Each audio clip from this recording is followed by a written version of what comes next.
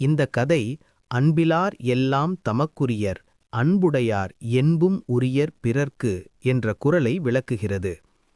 அடர்ந்த காட்டில் ஒரு வேடன் வலை விரித்து காத்திருக்கிறான். ஒரு அழகான பெண் புறா வலையில் சிக்கித் தவிக்கிறது. மரக்கிளையில் அமர்ந்திருக்கும் ஆண் புறா தன் துணையை வேடன் பிடித்துச் செல்வதை பார்த்து கண்ணீருடன் தவிக்கிறது. பலுத்த மழை பெய்கிறது. வேடன் குளிரில் நடுங்கியபடி அதே மரத்தடியில் ஒதுங்குகிறான். ஆண்புறா மேலிருந்து அவனையே பார்க்கிறது.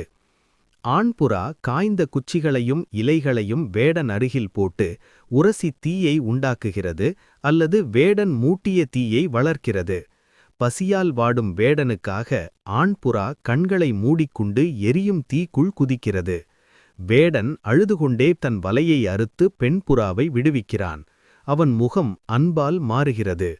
நீதி: அன்புடையவர்கள் தனது உயிரையும், அதாவது எலும்பையும் பிறருக்காக கொடுப்பார்கள்.